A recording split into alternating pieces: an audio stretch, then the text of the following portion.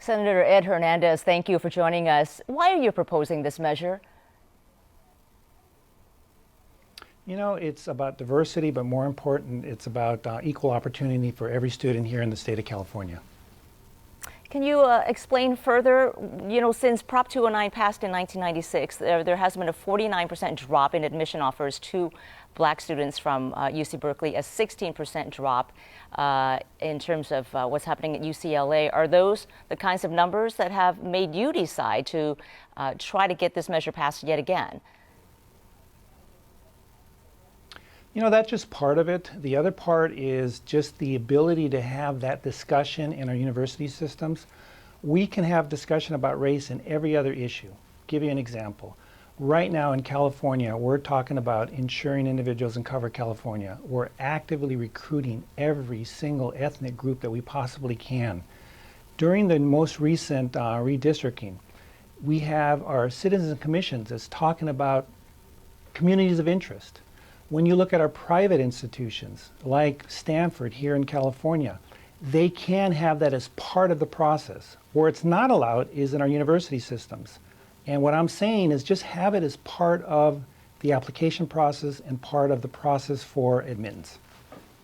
Opponents of your measure say that college admission should be based on merit, not based on the color of your skin, that this is in effect a form of reverse discrimination. How do you respond to that? It is on merit. I totally agree. And if you look at every single student that should be accepted to our university systems, it should be based on merit. There are, for example, in the University of California, there are 14 criteria. This would be just one additional criteria. But I think it goes beyond race. It also goes on to gender. Give you an example. Let's say Cal Poly, which has a great engineering program. If they need to recruit to get more women into engineering or do more science courses, right now they're barred from doing that. So that puts them at a disadvantage. So it's about equal opportunity for not only race, but we should also be discussing about gender. But if it's based solely on merit, then why consider race at all? Well, I mean, because we'd be at a disadvantage if we don't. Why is it that Stanford can go after some of the best and the brightest from all ethnic backgrounds? This is just one criteria. And if you look at the master plan of the state of California, it clearly says that our institution should reflect the diversity of the state. It's not doing that. And if we're going to get prepared for the 20th century or the next century of how we're going to educate our students, we have to make sure we have a diverse population, but more importantly, a diverse workforce. You have actually tried to do this 3 times before. Once it didn't make it out of the legislature. The other 2 times it was vetoed by Governors Brown and Schwarzenegger. What do you think is different this time around? Well, the other 2 times were done via the statutory process, which means the laws.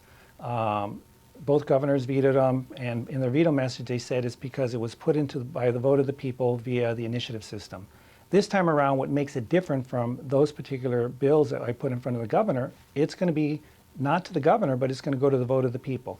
If it should get out of the second house, which is the assembly, then it'll go to it become a ballot initiative, and it's the voters that will decide and have that final say of what's going to happen with regards to diversity in the state of California.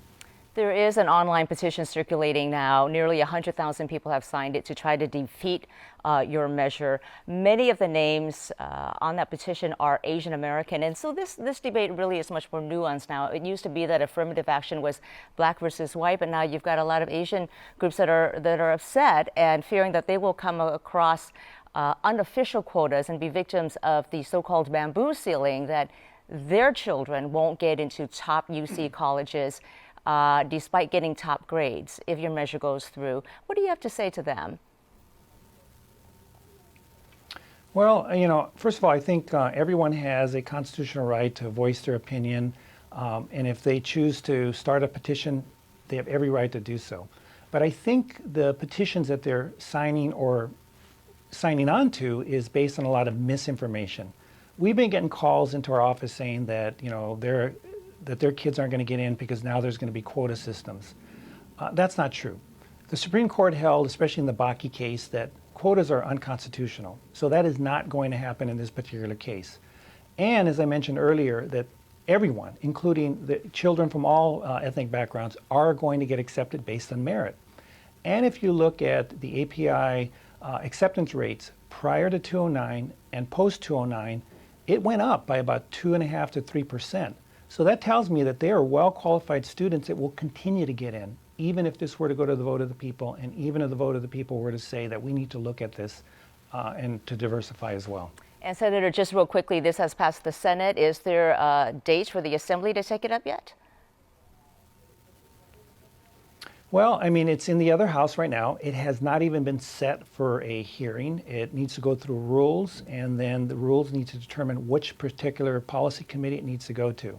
Most likely it will be one policy committee as well as a fiscal committee, and then if they get out of those prospective committees, then it goes to the vote of the entire floor. All right, so still a few steps ahead. Senator Ed Hernandez, thank you so much for joining us from Sacramento.